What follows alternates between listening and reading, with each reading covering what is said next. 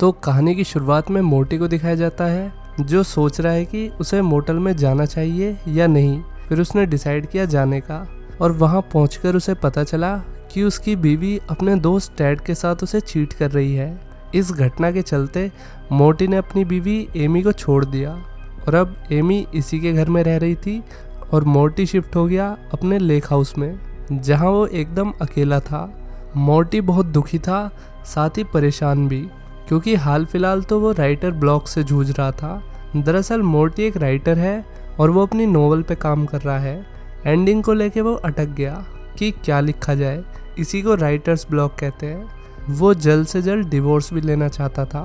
अब 6 महीने बीत गए और मोटी अपने सोफे पे लेटा हुआ है। उसके कंप्यूटर पर कुछ लाइंस लिखी हुई है जो कि अधूरी है। इसकी बुरी हालत हो रखी है, कपड़े लत्ते फटे पड़े हैं और इसने महीनों से बाल भी नहीं कटवाए। तभी अचानक डोरबेल बजने की वजह से इसकी आंख खुल जाती है और गेट पे जॉन शूटर नाम का आदमी खड़ा था। उसने मोटी पे इल्ज़ाम लगाया कि मोटी ने उसकी short fiction book sowing season को चुराकर अपनी नोवेल सीक्रेट विंडो लिखी है। शूटर ने उसे वेरीफाई करने के लिए अपनी मैन्यूस्क्रिप्ट देने की कोशिश की, लेकिन मोटी ने नहीं ली और उससे कहा कि अगर उसे कोई प्रॉब्लम है तो वो मेरे पब्लिशर से जाके बात करे। इस पे जॉन शूटर ने कहा कि ये मामला सीरियस है और वो चाहता है कि ये मामला जल्द से जल्द सॉल्व हो जाए। हालांकि मोटी को उसकी बात पर बिल्कुल विश्वास नहीं था। मोटी ने उसके मुंह पे गेट बंद कर दिया। फिर शूटर चला गया और उसके दरवाजे पर अपनी मैन्यूस्क्रिप्ट छोड़ गया, जो मोट ने डस्टबिन में फेंक दी। अगले दिन उसकी मेड जाते जाते वो मैन्यूस्क्रिप्ट टेबल पर छोड़ गई। अब मोटी को लगा कि उसे एक बार देखना चाहिए कि शूटर की बात में कितना दम है, तो उसने स्क्रिप्ट पढ़ना शुरू किया। स्क्रिप्ट पढ़ते हुए उसे पता चला कि शूटर की मैन्यूस्क्रिप्ट और उसकी सीक्रेट विंडो की नोवेल सेम है, सिवाय एंडिंग के, क्योंकि मोटी ने अभी तक एंडिंग लिखी नहीं थी। फिर मोटी ने अपनी वाइफ एमी को फ़ोन किया और उससे पूछा कि उसने सीक्रेट विंडो कब लिखी थी। अब उसे भी लग रहा था कि उसने शायद गलती से किसी और नोवेल से इन्फ्लुएंस होकर लिख दी। एमी ने बताया कि उसने ज़्यादातर पार्ट एक ही रात में लिखा था। अब मोटी फिर से देखने लगा कि उसकी नोवेल शूटर की मैन्यूस्क्रिप्ट से कितनी मैच कर रही है। अगले दिन मोटी शूटर से मिलता है और उसे बताता है कि उसने जो इल्ज़ाम मोटी पर लगाए हैं वो सरासर गलत है, क्योंकि उसकी सीक्रेट विंडो शूटर की नोवेल से 2 साल पहले छपी थी, वो भी एक मिस्ट्री मैगजीन में। ये कहते हुए मोटी ने अपने ऊपर लगा चोरी का इल्ज़ाम क्लियर कर दिया। इस पे शूटर ने कहा कि उसे वो मैगजीन चाहिए प्रूफ के तौर पर, वो भी जल्द से जल्द। इसके बाद मोट अपने बेस्ट फ्रेंड से बातें कर रहा था जो कि उसका डॉग है। तभी वो एक बुरे सपने से उठा और उसने नीचे आकर देखा तो उसका कुत्ता मरा पड़ा था, वो भी एक वार्निंग के साथ कि 3 दिन के अंदर प्रूफ चाहिए। मोट को इस बात पे बहुत गुस्सा आया और फिर सुबह सुबह उसने शेरिफ को सारी बात बताई। हालांकि शेरिफ उसकी बातों को ज़्यादा सीरियस नहीं ले रहा। उसका कहना ये था कि कुत्ता ही तो मरा है, कोई इंसान थोड़ी। अब मोट को लगा कि शेरिफ तो उसकी कोई मदद नहीं करेगा, इसलिए वो एक प्राइवेट डिटेक्टिव केन कार्ट से मिलता है, जिसने पहले भी एक ऐसे ही सिमिलर केस में मोट की मदद की थी, जहाँ पे उस पर चोरी का इल्ज़ाम लगाया गया था। इसके बाद मोटी अपने नोवेल की मैन्यूस्क्रिप्ट लेने एमी के घर जाता है, तो वहाँ उसे एमी अपने बॉयफ्रेंड टैड के साथ निकलती हुई दिखी, जिस वजह से मोटी ने कार घुमा ली और वापस अपने कैबिन इन द वुड्स में आ गया। इसके बाद मोटी डिटेक्टिव से मिलता है जो उसके घर का जायज़ा ले रहा था। डिटेक्टिव ने उससे पूछा कि क्या किसी ने उसे शूटर से बात करते हुए देखा था। इस पे मोटी ने कहा कि ग्रीन लीफ नाम का एक बंदा है, वो वहीं से गुजर रहा था जब मोटी शूटर से बात कर रहा था।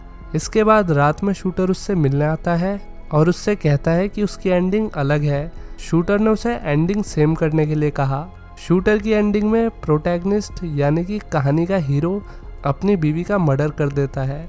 ये बात मोटी को अच्छी नहीं लगी और उसने शूटर पर हमला करने की कोशिश की, लेकिन शूटर बहुत पावरफुल था और उसने मोटी को यूं ही ओवर पावर कर लिया। जाने से पहले शूटर ने उसे फिर से याद दिलाया कि उसके पास प्रूफ लाने के लिए सिर्फ 3 दिन का समय है। मोटी वैसे तो सोते वक्त अपने फ़ोन को डिस्कनेक्ट करके सोता था ताकि कोई उसे डिस्टर्ब ना करे, लेकिन आज वो डरा हुआ था, इसलिए उसने अपने फ़ोन को रिकनेक्ट किया और तभी उसके पास एमी का फ़ोन आया जो कह रही थी कि उनका घर जल चुका है। फिर मोर्टी वहाँ पहुँचता है। पुलिस ने उनसे पूछा कि क्या उनकी किसी से दुश्मनी है। इस पे मोर्टी ने पुलिस को शूटर के बारे में बताया। अब पुलिस स्टेशन से जाते हुए मोर्टी और एमी के बीच डिवोर्स सेटलमेंट को लेके बहस हो जाती है। मोर्टी की डिवोर्स को लेके कुछ शर्तें थी जिन्हें एमी पूरी करेगी तभी मोर्टी डिवोर्स पेपर पर साइन करेगा। टैड ने भी मोर्टी को बीच रास्ते में रोक के वार्न किया कि उसे डिवोर्स को जल्दी सेटल कर लेना चाहिए। इसके बाद मोर्टी के पास डिटेक्टिव का कॉल आता है जो उसे बता रहा था कि उसकी ग्रीनलीफ से बात हुई है, लेकिन ग्रीनलीफ ने मना कर दिया कि उसने मोर्टी के साथ किसी को नहीं देखा। डिटेक्टिव को लग रहा था कि शूटर ने ग्रीनलीफ को धमकाया है, साथ ही उसे ये भी लग रहा था कि शूटर को किसी ने हायर किया है मोर्टी को डराने धमकाने के लिए। और इस वक्त ऐसा सिर्फ टैड कर सकता था क्योंकि उसने हाल ही में मोर्टी को धमकी भी दी थी। अब मोर्टी ने कहा कि उन्हें शूटर से बात करनी होगी इस सब के पीछे का सच जानने के लिए, लेकिन उससे पहले वो ग्रीनलीफ से मिलेंगे पास के ही किसी कैफे में। अब मोर्टी पूरी रात नहीं सो पाया। वो अपने नोवेल सीक्रेट विंडो की एंडिंग के बारे में सोच रहा था। फिर अगली सुबह मोर्टी कैफे पहुंचता है, लेकिन ना तो वहाँ डिटेक्टिव आया और ना ही ग्रीनलीफ। रास्ते में मोर्टी को टैड दिख गया जो उसे डिवोर्स पेपर पर साइन करने के लिए कह रहा था। मोर्टी ने मना कर दिया और कहा कि वो उसकी धमकियों से नहीं डरता। अभी भी मोर्टी यही मान के चल रहा था कि शूटर को टैड ने हायर किया है। घर पहुंचने के बाद मोर्टी के पास शूटर का फ़ोन आया और उसने मोर्टी को मिलने के लिए बुलाया। मोर्टी मिलने पहुंचा तो उसने देखा कि डिटेक्टिव और ग्रीनलीफ मरे पड़े हैं। मोर्टी की अब हालत ख़राब होने लगी। अब उसे सच में डर लग रहा था। उसने यहाँ से भागने की कोशिश की, लेकिन तभी उसे चक्कर आ गए और वो बेहोश हो गया। जब मोर्टी की आँख खुली तो उसे शूटर दिखा और अब वो शूटर से दूर भागने लगा क्योंकि अब वो जानता था कि शूटर सच में खतरनाक आदमी है। शूटर ने कहा कि उसने इन दोनों को इसलिए मारा है क्योंकि ये उसके मैटर में दखल अंदाजी कर रहे थे, और वैसे भी उसने इन दोनों का मर्डर मोर्टी के स्क्रू ड्राइवर से किया है, तो मोस्ट प्रोबेबली पुलिस मोर्टी को ही पकड़ेगी अगर वो बिना सबूत मिटाए यहाँ से भागता है तो। शूटर ने उससे कहा कि ये सिर्फ इसलिए हो रहा है क्योंकि वो अभी तक प्रूफ नहीं ला पाया।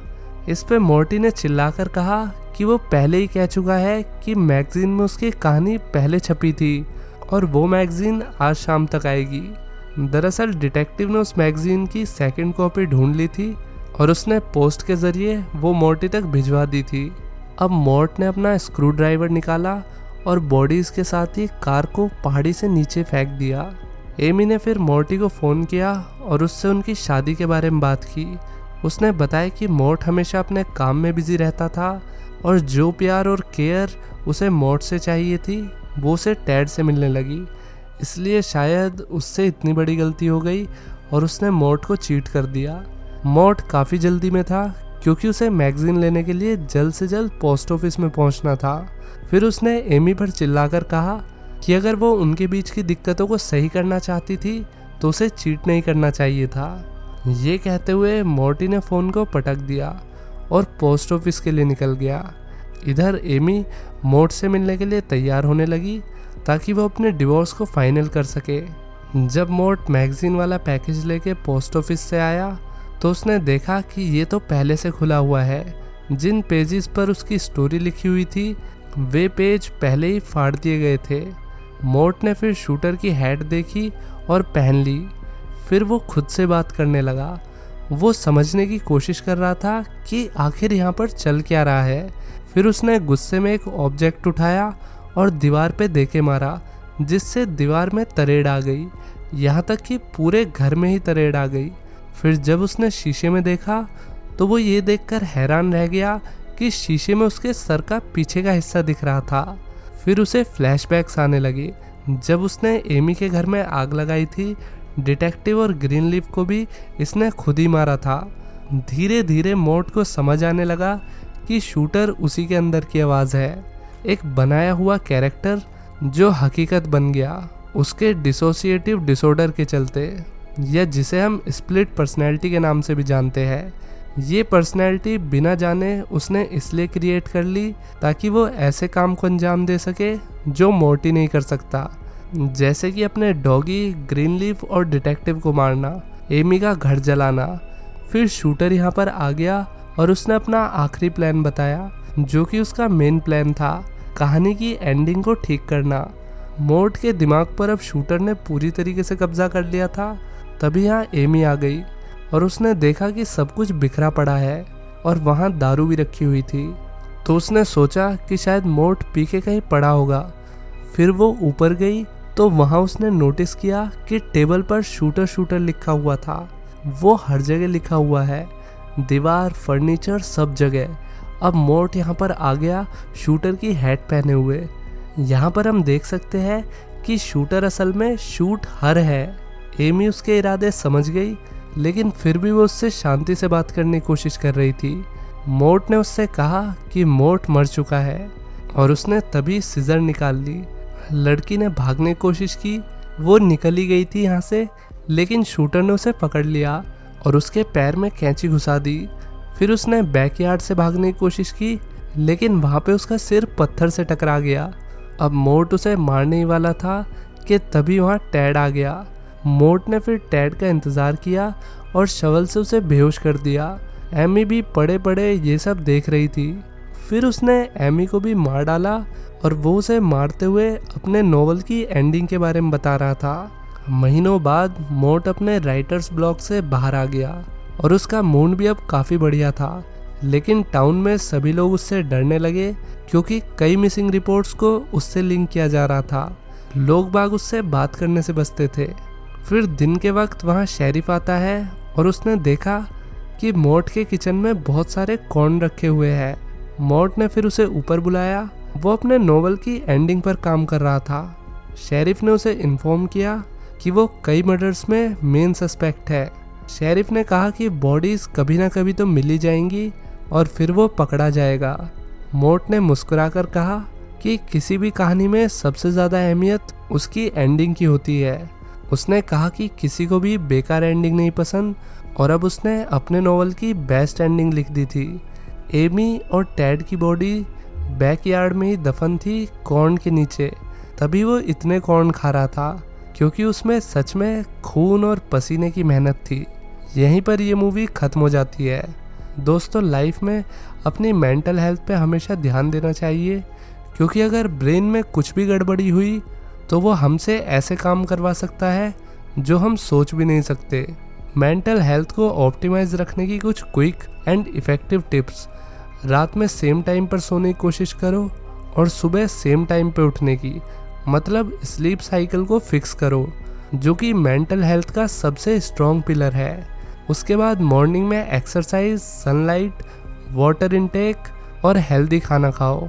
और क्या नहीं करना है वो है डूम स्क्रॉलिंग और किसी भी प्रकार के नशे, क्योंकि ये आपके डोपामिन रिसेप्टर्स को पूरी तरह से हिला के रख देंगे। फिर आपको किसी भी चीज़ में मज़ा नहीं आएगा और यही पहली स्टेज है डिप्रेशन की तरफ जाने की, जब आपको किसी भी काम को करने की इच्छा नहीं होती। तो आज के लिए इतना ही। कैसी लगी वीडियो लाइक और कमेंट करके बताइए। चलिए मिलते हैं नेक्स्ट वीडियो में। Till then take care, bye bye.